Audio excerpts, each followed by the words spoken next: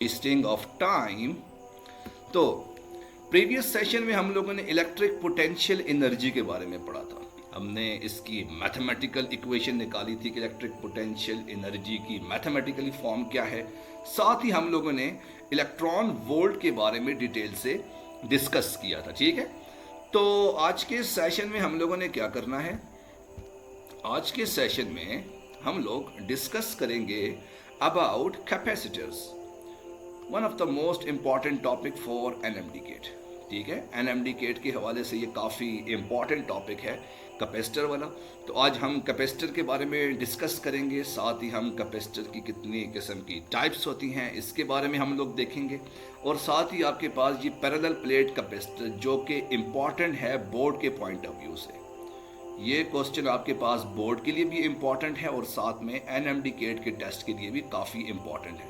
और आज इंशाल्लाह हम लोग बहुत से ऐसे एमसीक्यूज करेंगे जो कि एनएमडी गेट के टेस्ट के लिए काफ़ी इम्पॉर्टेंट होंगे। अगर आप चाहें तो मेरे साथ शर्त भी लगा सकते हो कि इनमें से कम एक एमसीक्यूज लाजमी आपके पास एनएमडी गेट के टेस्ट में आएगा, अगर आप लोगों ने डॉक्टर बनना हुआ तो। वरना अगर बर्तन शर्तन धोने हैं या कुछ और काम करने तो उसके लिए ये ज़रूरी नहीं है कि आप इसकी एमसीक्यूज करो। हाँ जी, अगर आपको सच है तो फिर सच्ची है तो फिर बात करो। चलें जी, चलते हैं जी आज के सेशन की तरफ। तो देखो भाई, आज मैंने कितनी अच्छी किस्म की स्लाइड्स आप लोगों के लिए बनाई हुई हैं। सबसे पहले डिस्कस करते हैं भाई कैपेसिटर। कैपेसिटर क्या होता है? कैपेसिटर बेसिकली हमारे पास एक डिवाइस होती है जो कि इलेक्ट्रिकल एनर्जी को स्टोर करती है। कि ये हमारे पास एक डिवाइस है जो कि इलेक्ट्रिकल एनर्जी को स्टोर करती है। ठीक है, अब सवाल ये पैदा होता है यहाँ पर, सर इलेक्ट्रिकल एनर्जी को कैसे स्टोर करती है? एक सवाल। दूसरा सवाल ये पैदा होता है, क्या सर हम जैसे इलेक्ट्रिकल एनर्जी को स्टोर कर सकते हैं, क्या हम मैग्नेटिक एनर्जी को भी स्टोर कर सकते हैं क्या? तो जवाब है हाँ भाई, हम मैग्नेटिक एनर्जी को भी स्टोर कर सकते हैं। अब बिल्कुल एक और सवाल आता है, सर इसके यूजेस क्या हैं? कैपेसिटर आप लोग इस्तेमाल क्यों करते हो? आखिर कैपेसिटर की ज़रूरत क्यों पेश आती है? इसके पीछे क्या वजह है? अच्छा, तो सबसे पहले हम इसकी यूजेस देखते हैं।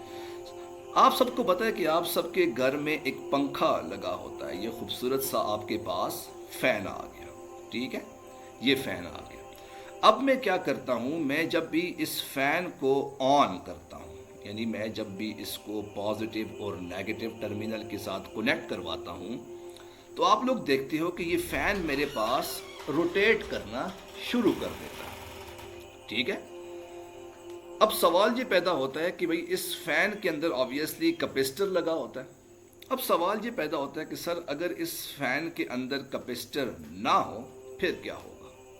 तो क्या ये फैन रोटेट करेगा? तो जवाब है हाँ भाई, बिल्कुल करेगा। तो आप लोगों का सवाल बिल्कुल वैलिड है, सर अगर कैपेसिटर के बिना भी फैन रोटेट करेगा तो फिर आखिर इसकी ज़रूरत क्या है? ठीक है, तो इसकी ज़रूरत यह है कि अगर बिल फर्ज इस फैन के अंदर कैपेसिटर ना हो फिर ये कैसे रोटेट करेगा? अगर इस फैन के अंदर कैपेसिटर नहीं होगा तो आपको पता है कि जब आप बाहर से इसको एनर्जी प्रोवाइड करोगे तो ये फैन आपके पास चलेगा नहीं। इसको चलाने के लिए आप लोगों को क्या करना पड़ेगा? आपको एक बड़ा सा झाड़ू या वाइपर लेके या कोई डंडा लेकर एक दफ़ा इसको धक्का देना पड़ेगा। जब आप इसको धक्का दोगे तो फिर ये फैन जो है वो रोटेट करना शुरू कर देगा। तो इससे हमने क्या देखा कि कैपेसिटर हमारे पास एक डिवाइस है जो कि किसके लिए काम करती है, जो कि किसके लिए का यूज़ होती है? धक्का देने के लिए। किसके लिए इस्तेमाल होता है जी? धक्का देने के लिए।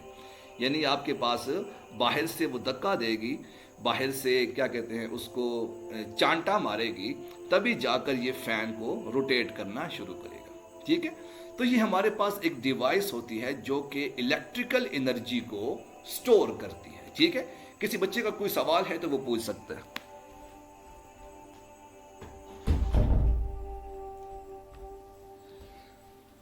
ओके, कि भाई ये हमारे पास एक डिवाइस है जो कि इलेक्ट्रिकल एनर्जी को स्टोर करती है, और इसका इस्तेमाल क्या है कि फैन को सिर्फ और सिर्फ झटका देने के लिए, धक्का देने के लिए हम लोग इस्तेमाल करते हैं। सर क्या कोई और चीज़ भी है जिसके लिए हम लोग इस्तेमाल करते हैं? एग्जैक्टली है, और वो क्या चीज़ है आपके पास? आपने देखा है कि आजकल के ज़माने में और पुराने ज़माने में आपके पास दो तरह के बाइक्स होते थे। अभी भी खैर लोग इस्तेमाल करते हैं, गरीब लोग, कि पुराने ज़माने में आपके पास एक बाइक हुआ करता था और उस बाइक में आप लोग जो है वो एक किक से स्टार्ट करते हो। ऐसा है कि नहीं? सबसे पहले आपके पास एक बाइक होता है और आप बाइक को किक लगाते हो।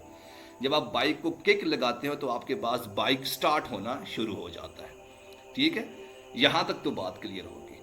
और रिसेंटली आपके पास ऐसे बाइक्स, अभी जो मॉडिफाइड बाइक्स आ गए हैं, ऐसे बाइक्स आपके पास आ गए हैं जिनमें आपके पास क्लिक करने की ज़रूरत नहीं पड़ती, जिनमें आपको किक लगाने की ज़रूरत नहीं पड़ती। उसके लिए आप लोग क्या करते हो, आप जो रिसेंटली जो नई बाइक्स आई हैं उसमें आप लोग क्या करते हो, एक छोटा सा कैपेसिटर लगा देते हो। क्या लगाते हो जी? एक छोटा सा कैपेसिटर लगाते हो जो कि धक्का लगाने का काम करती है। किसका काम करती है जी? बाइक में किक लगाने का काम करती है। आप जस्ट बटन को क्लिक करते हो और आपका जब स्टार्ट करते हो, बटन को क्लिक करते हो तो आपके पास जो है वो बाइक स्टार्ट हो जाता है। लेकिन पुराने ज़माने में आप लोग बाइक को स्टार्ट करने के लिए आप लोग उस पर किक लगाते हो, डों डों डों डों, ऐसी लंबी लंबी किक्स लगाते हो और फिर आपका जो पाँव है वो भी अच्छी तरह से उसको मज़ा आ जाता है। तो ये आपके पास कैपेसिटर के सबसे पहले यूजेज आ गए कि कैपेसिटर आपके पास इस तरह से इस्तेमाल होता है। Got it? तो ये दो चीज़ें आपके पास कैपेसिटर के यूजेज आ गए। अब सवाल ये पैदा होता है, कैपेसिटर भाई आपके पास दिखने में कैसा होता है? ये बड़ा वैलिड सवाल है।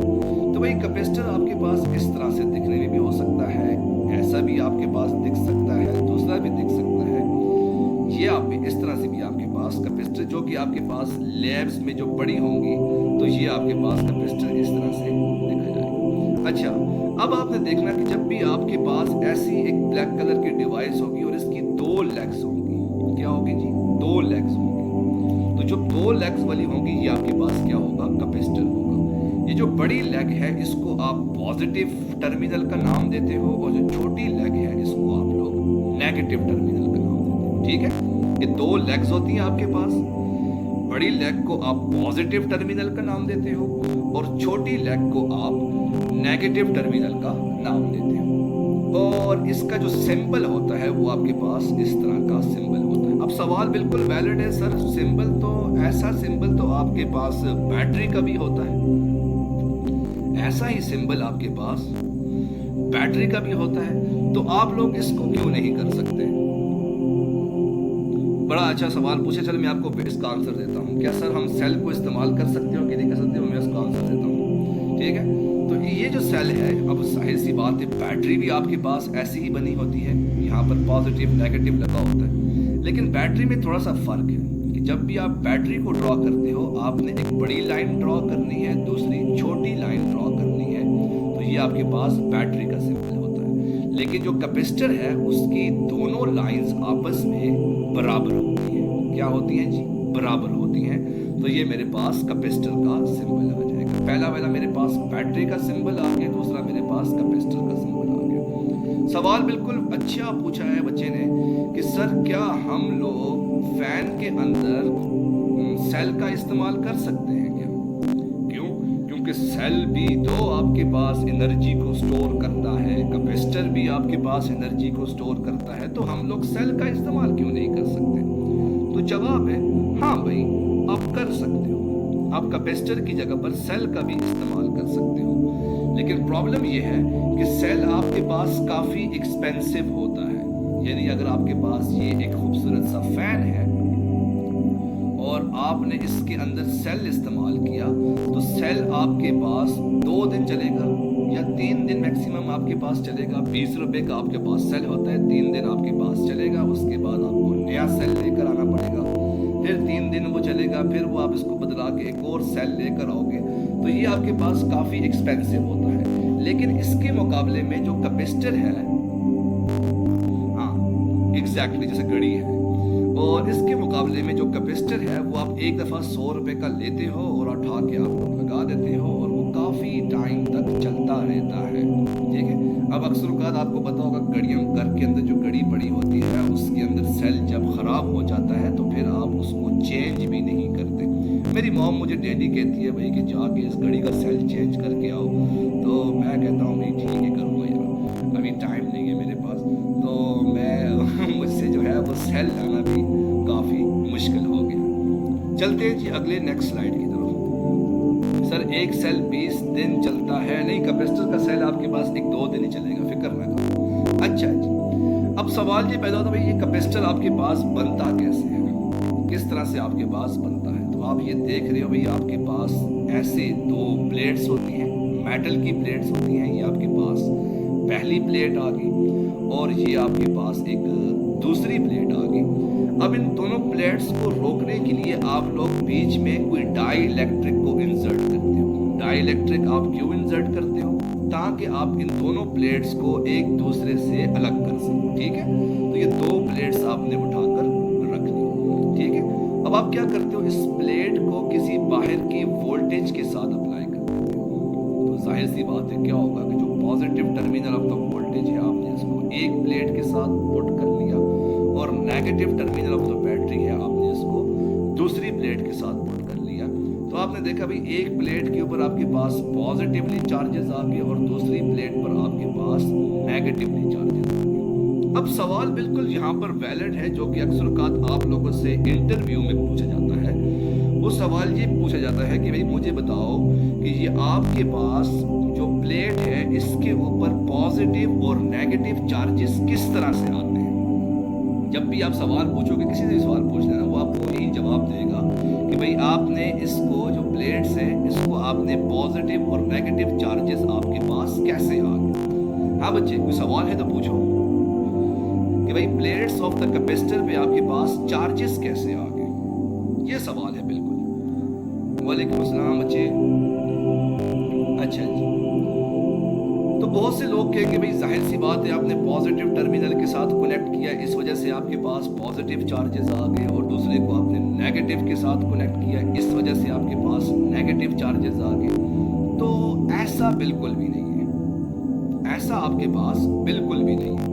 अब देखते हैं भाई कि एग्जैक्टली इसके अंदर होता क्या है और ये कैसे आपके पास वर्क करता है, इसके बारे में हम लोग थोड़ा सा डिटेल से देखते हैं। जरा गौर से देखना बड़े ध्यान से, ठीक है। अच्छा जी, इमेजिन करो भाई आपके पास ये एक प्लेट है, ये आपके पास एक खूबसूरत सी प्लेट आ गई और ये आपके पास एक दूसरी प्लेट आ गई, किसकी?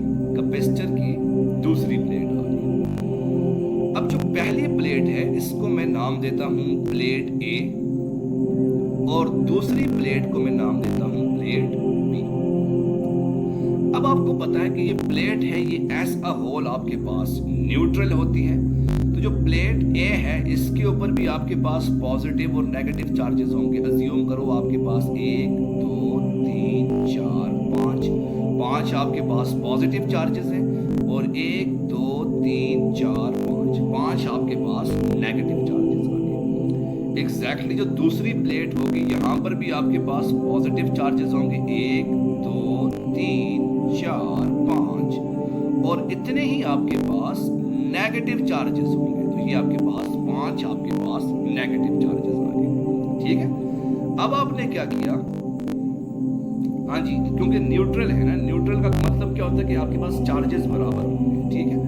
अब आपने क्या किया, इस प्लेट को किसी एक्सटर्नल बैटरी के साथ कनेक्ट कर लिया। ये भाई मैंने किसी बैटरी के साथ कनेक्ट कर लिया, ठीक है। ये मैंने बैटरी के साथ इसको कनेक्ट कर लिया। अब होगा क्या, जरा गौर से देखना। अब होगा क्या भाई, इसके अंदर होगा ये कि ये जो पॉजिटिव चार्जेस हैं ये क्या करेंगे, इस नेगेटिव चार्जेस को अपनी तरफ अट्रैक्ट करना शुरू करेंगे। अज्यूम करो भाई एक नेगेटिव चार्ज यहां से निकला, ये बैटरी के अंदर गया, बैटरी ने इसको आगे की तरफ मूव करवाया और मूव करवा के यहां पर आपके पास ये वाला नेगेटिव चार्ज यहां पर आ गया। सिमिलरली अब ये जो पॉजिटिव चार्ज है इसने मूव किया, इसने कहां पर मूव किया, ऑपोजिट डायरेक्शन में मूव किया। ये आपके पास मूव करना शुरू हो गए, ये इस तरह से आपके पास मूव करना शुरू हो गए और मूव करते करते आपके पास दूसरी प्लेट में ये चार्ज आ गया, ठीक है। तो आप यहाँ पर देख रहे हो भी, अभी आपके पास पॉजिटिव चार्जेस की तादाद कितनी होगी प्लेट ए में? 6 होगी। और नेगेटिव चार्जेस की तादाद प्लेट बी में कितनी होगी?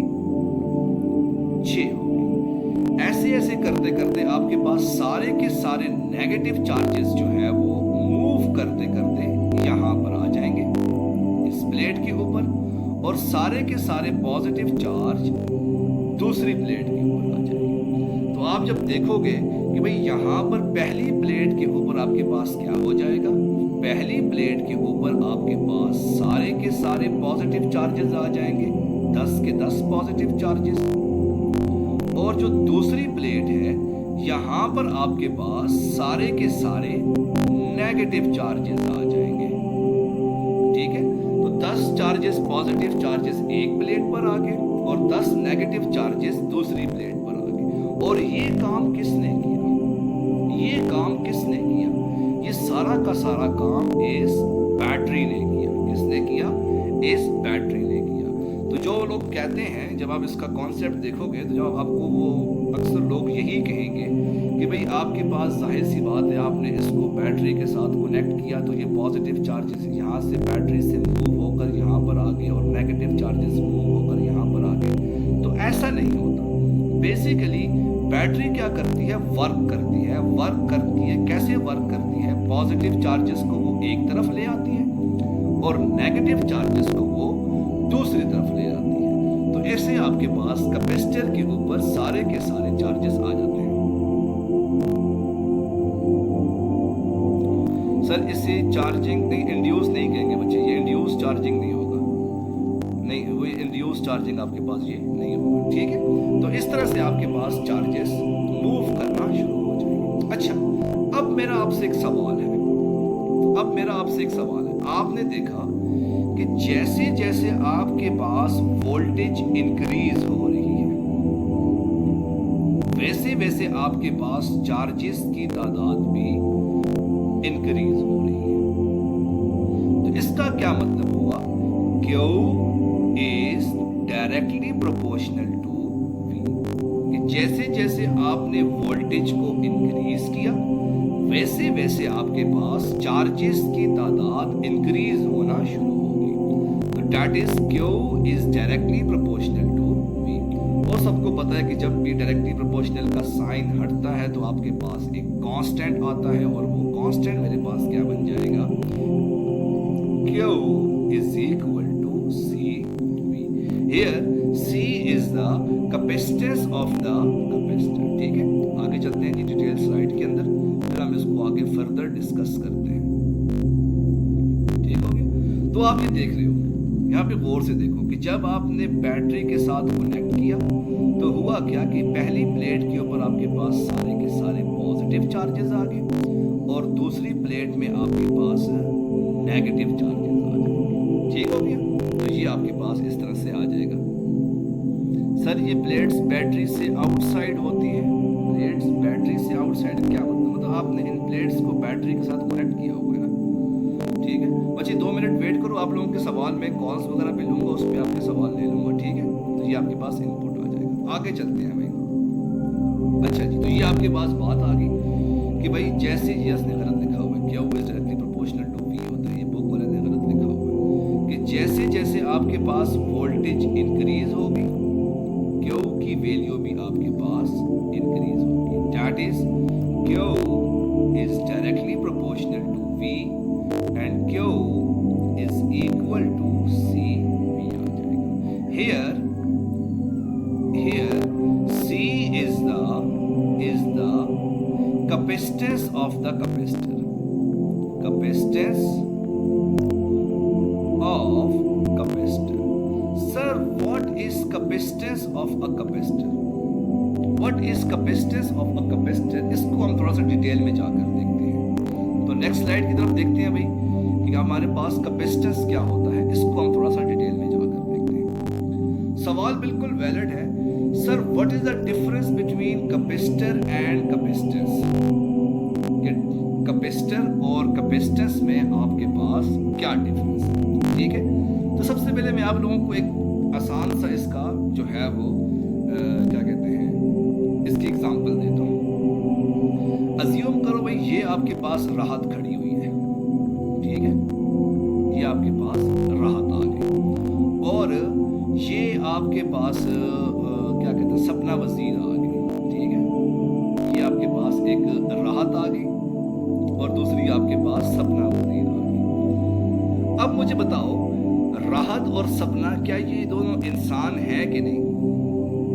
क्या ये दोनों इंसान है कि नहीं? खैर, राहत के ऊपर आप शक कर सकते हो, लेकिन चलो फिर ही बताओ कि ये दोनों इंसान है कि नहीं? एग्जैक्टली, ये दोनों इंसान हैं, ठीक है, ये दोनों इंसान आ गए। अच्छा जी, ये तो मेरे पास आ गई कैपेसिटर, क्या आ गया? कैपेसिटर आ गया, ठीक है। अच्छा जी, अब जाहिर सी बात है, राहत की कुछ और क्वालिटीज हैं, सपना की कुछ और क्वालिटीज हैं। राहत जो है वो काफ़ी शरीफ बच्ची है, बस लोगों को तंग करती है, वो स्टडीज़ में उसका कम ध्यान होता है, यहाँ पर भी आके गपशप लगाती है, तो ये राहत की क्वालिटीज़ हैं। और जो सपना वजीर है उसकी काफ़ी अच्छी क्वालिटीज़ हैं भाई, वो आकर पढ़ती है, वो उसने एक गोल रखा हुआ है भाई कि वो बड़ी होकर डॉक्टर बनेगी, वो अपना नाम बनाएगी। राहत ने जो है वो अपना गोल बनाया हुआ है कि वो मुस्तकबिल में जाकर वो बर्तन धोएगी। तो ये दोनों की अपनी अपनी क्वालिटीज़ हैं। तो इसका मतलब ये हुआ कि राहत की क्वालिटीज़ थोड़ी सी डिफरेंट है और सपना वजीर की एक क्वालिटीज़ थोड़ी सी डिफरेंट है। तो ये मेरे पास क्या आ गया? कैपेसिटेंस आ गया। क्या आ गया?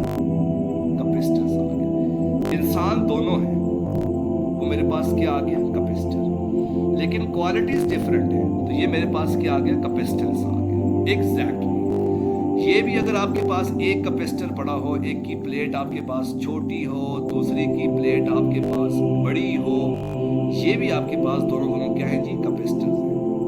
दोनों क्या करते हैं? एनर्जी को स्टोर करते हैं। लेकिन जाहिर सी बात है, जो पहला कैपेसिटर है वो थोड़ा छोटा है, दूसरा कैपेसिटर आपके पास बड़ा है, ये कम एनर्जी स्टोर करेगा, ये आपके पास ज़्यादा एनर्जी स्टोर करेगा।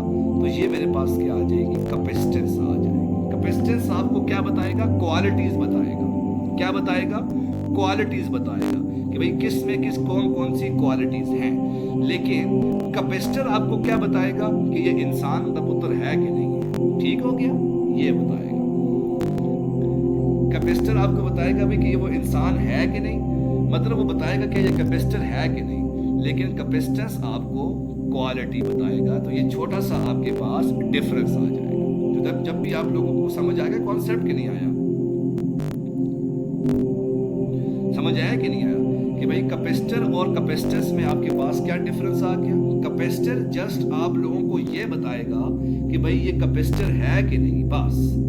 लेकिन कैपेसिटेंस आपको क्वालिटी बताएगा कि भाई किस में कौन सी क्वालिटी है। ठीक है, तो मैं इसको सिंपल अल्फाज में ये लिख सकता हूँ कि कैपेसिटर आपको बताएगा कि ये आपके पास रिकॉग्नाइज करेगा, RECOGNIZED,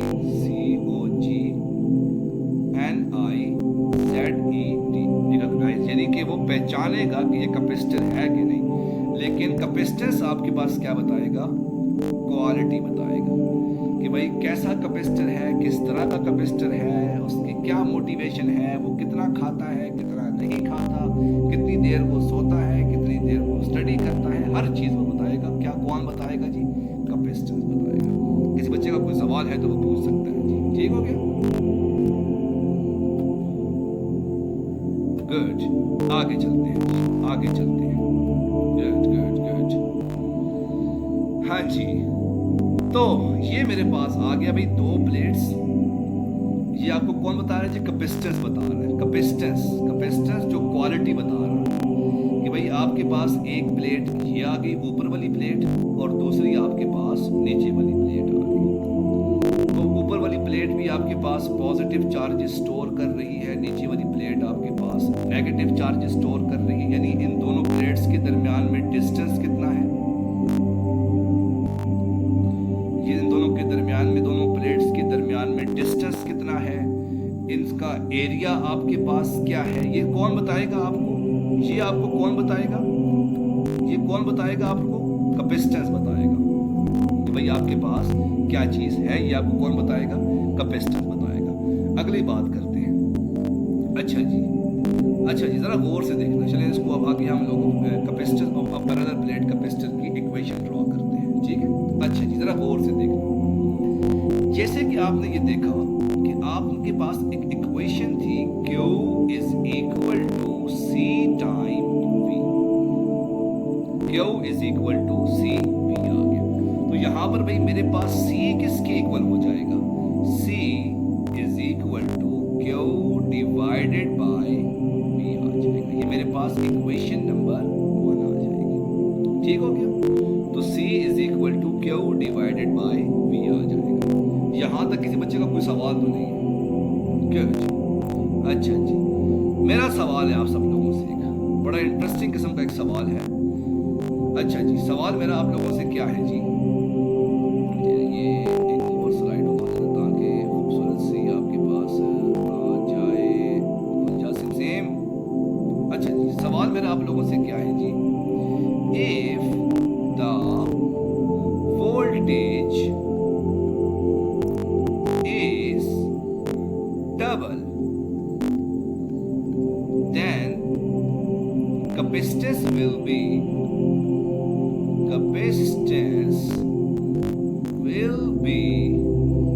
option number A same, option number B double, option number C half, and option number D none of the above.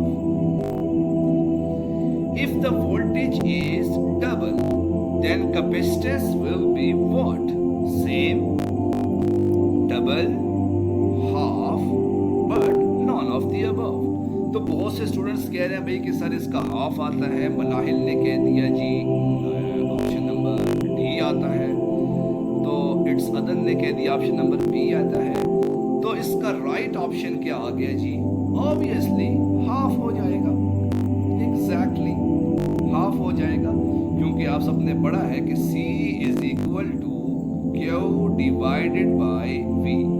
जब आपके पास वोल्टेज V is equal to 2 time V हो जाएगा तो C is equal to Q divided by 2 time V, तो C मेरे पास half हो जाएगा।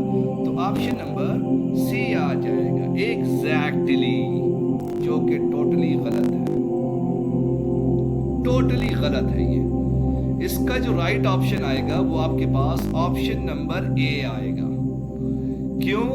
क्योंकि भाई आपने ये कहा था कि कैपेसिटेंस जो है वो किसके ऊपर डिपेंड करता है? Property of the material. वो इस चीज पे डिपेंड नहीं करता कि भाई आप लोगों ने कौन सा कितनी वोल्टेज अप्लाई की हुई है। आपने ये पढ़ा है कि नहीं पढ़ा कि Q is directly proportional to V। जैसे जैसे आपने वोल्टेज को डबल किया तो चार्जेस भी तो आपके पास डबल हो जाएंगे ना।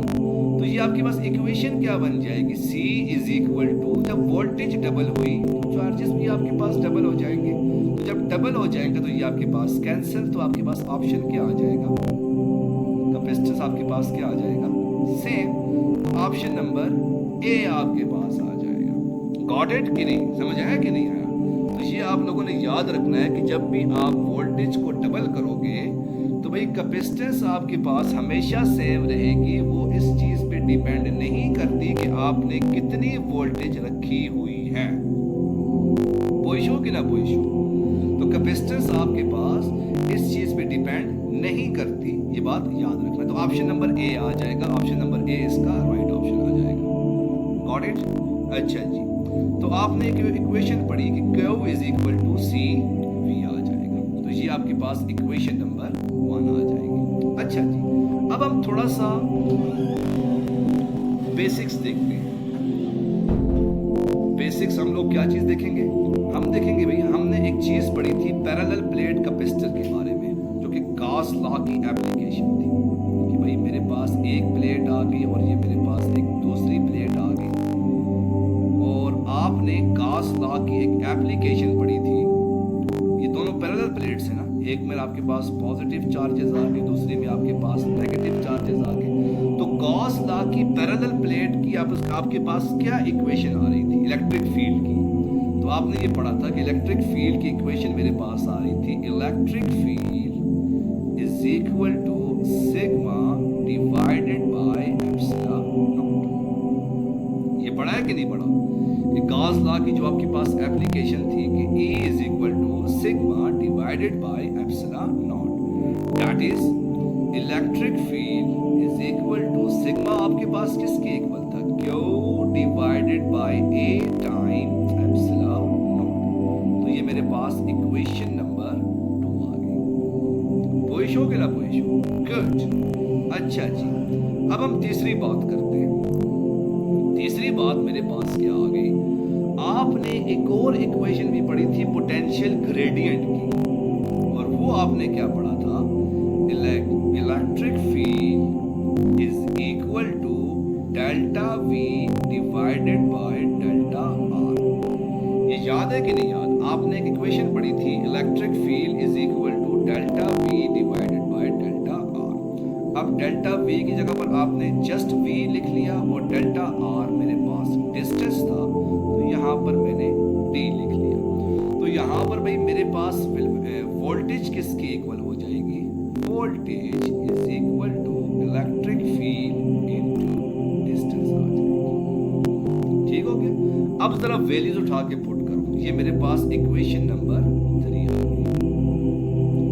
ठीक है, तो मेरे पास 3 इक्वेशनें आ गई। पहली इक्वेशन मेरे पास C is equal to Q divided by V, दूसरी इक्वेशन मेरे पास E is equal to Q divided by epsilon naught A, और तीसरी इक्वेशन मेरे पास V is equal to E times D आ गया। तीनों इक्वेशनों को उठा के पुट करो तो देखो भाई मेरे पास रिजल्ट क्या होता है। पहली इक्वेशन मेरे पास क्या थी, C is equal to Q divided by V। दूसरी इक्वेशन मेरे पास क्या थी, E is equal to Q divided by epsilon naught A।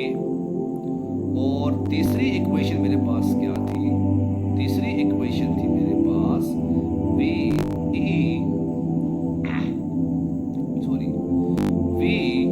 Is equal to E times D। V is equal to E times D आ गया। तो आपने क्या करना है, सबसे पहले V की वैल्यू पुट करनी है। इक्वेशन नंबर 1 में आपने V की वैल्यू पुट करनी है, तो मेरे पास रिजल्ट क्या आ जाएगा, तो C is equal to Q divided by E times D आ जाएगा। ठीक हो गया? अब आपने क्या करना है, यहाँ पर इलेक्ट्रिक फील्ड की इक्वेशन पुट करनी है। तो जब आप इलेक्ट्रिक फील्ड की इक्वेशन पुट करोगे तो मेरे पास C की क्या वैल्यू बन जाएगी, C is equal to Q divided by E की जगह पर क्या आ जाएगा, Q divided by epsilon naught A into D आ जाएगा। तो जाहिर सी बात है ये Q मेरे पास कैंसिल हो जाएगा, तो C is equal to epsilon naught A divided by D आ जाएगा। ठीक है, तो ये मेरे पास कैपेसिटर की खूबसूरत सी इक्वेशन आ जाएगी। फिर से रिपीट करो, आपको पता है भाई कि C is equal to Q divided by V है। इलेक्ट्रिक फील्ड मेरे पास E is equal to Q divided by epsilon naught A है, और V is equal to E D है। सबसे पहले आपने V की वैल्यू उठा के पुट करनी है यहाँ पर। जब आप पुट करोगे तो C is equal to Q divided by V की जगह पर क्या आ जाएगा, E टाइम्स D आ जाएगा। ठीक है, अब आपने क्या करना है, यहाँ पर E की वैल्यू पुट करनी है। जब आपने E की वैल्यू पुट किया तो आपके पास क्या आ जाएगा, C is equal to Q ऊपर है तो Q मेरे पास ऊपर आ गया। E की जगह पर आपने क्या पुट किया, Q divided by epsilon naught A, तो Q आपके पास ये आ गया, और एप्सिलॉन नॉट A डिनोमिनेटर में है तो ये आपके पास ऊपर आ जाएगा। ठीक हो गया? तो ये Q एप्सिलॉन नॉट A मेरे पास ऊपर आ जाएगा, और ये D इसका अपना आ जाएगा। ठीक है, तो यहाँ से आपके पास Q कैंसिल आउट हो जाएगा, तो C is equal to epsilon naught A divided by D इसका आंसर आ जाएगा। ऑलराइट डियर स्टूडेंट्स, आज के लिए इतना काफ़ी है।